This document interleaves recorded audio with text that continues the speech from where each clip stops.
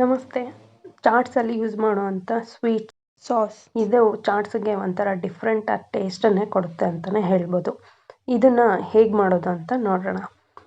ನಾನಿಲ್ಲಿ 3/4 ಬಟ್ಲಷ್ಟು ಹುಣಸೆಹಣ್ಣು ತೊಗೊಂಡಿದ್ದೀನಿ ಮತ್ತು ಅರ್ಧ ಬಟ್ಲಷ್ಟು ಡೇಟ್ಸ್ ತೊಗೊಂಡಿದ್ದೀನಿ. ಹುಣಸೆಹಣ್ಣಲ್ಲಿ ನಾರೇನಾದರೂ ಇದ್ದರೆ ಎಲ್ಲ ನಾರನ್ನು ತೆಕ್ಕೊಂಡ್ಬಿಡಿ. ಮಿಕ್ಸಿ ಮಾಡಬೇಕಾದ್ರೆ ಅದು ಎಲ್ಲ ಕಡ್ಡಿ ಆಗಿ ತುಂಬ ಉಳಿದ್ಬಿಡುತ್ತೆ ಅಂತ.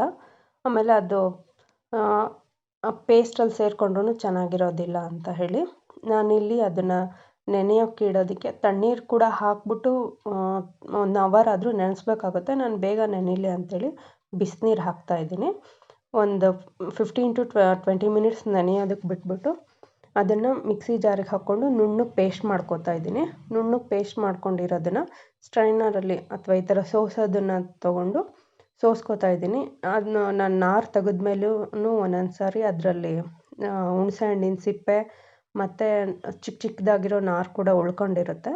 ಅದನ್ನು ತುಂಬ ಗಟ್ಟಿ ಆಯಿತು ಅಂತ ಹೇಳಿದ್ರೆ ಇನ್ನೊಂದು ಸ್ವಲ್ಪ ನೀರು ಹಾಕ್ಕೊಂಡು ತೆಳು ಮಾಡಿಕೊಂಡು ಚೆನ್ನಾಗಿ ಮಿಕ್ಸ್ ಮಾಡ್ಕೋತಾ ಹೋದರೆ ಅದು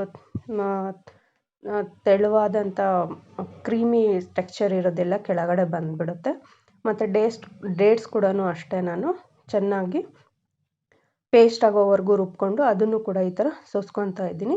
ಅದನ್ನು ತುಂಬ ಗಟ್ಟಿ ಆಯಿತು ಹಿಂಗೆ ಸೋಸ್ದಾಗ ಇಳಿತಾ ಇಲ್ಲ ಅಂದರೆ ಅದಕ್ಕೂ ಸ್ವಲ್ಪ ನೀರು ಸೇರಿಸ್ಕೊಬೋದು ನೀವು. ಸೇರಿಸ್ಕೊಂಡು ನಾನು ಇಲ್ಲಿ ಸ್ಟವ್ ಮೇಲಿಟ್ಟು ಚೆನ್ನಾಗಿ ಕುದಿಸ್ಕೊತಾ ಇದ್ದೀನಿ. ಚೆನ್ನಾಗಿ ಕುದ್ದಾದ್ಮೇಲೆ ಇದಕ್ಕೆ ಸ್ವಲ್ಪ ಉಪ್ಪು, ಖಾರದ ಪುಡಿ, ಆಮೇಲೆ ಬೆಲ್ಲ ಮತ್ತು ಜೀರಿಗೆ ಪುಡಿನ ಹಾಕ್ಕೊಳ್ತಾ ಇದ್ದೀನಿ. ಜೀರಿಗೆ ಪುಡಿ ಏನು ಹೇಳ್ತೀವಿ ಹುಣಸೆ ಹಣ್ಣಿಗೆ ಆಗಲಿ ಮಾವಿನಕಾಯಿಗೆ ಆಗಲಿ ಚೆನ್ನಾಗಿ ಟೇಸ್ಟ್ ಕೊಡುತ್ತೆ. ಸ್ವಲ್ಪ ಜೀರಿಗೆ ಪುಡಿ ಚೆನ್ನಾಗೇ ಹಾಕ್ಕೊಳ್ಳಿ, ಒಳ್ಳೆ ಟೇಸ್ಟ್ ಚೆನ್ನಾಗಿ ಬರುತ್ತೆ.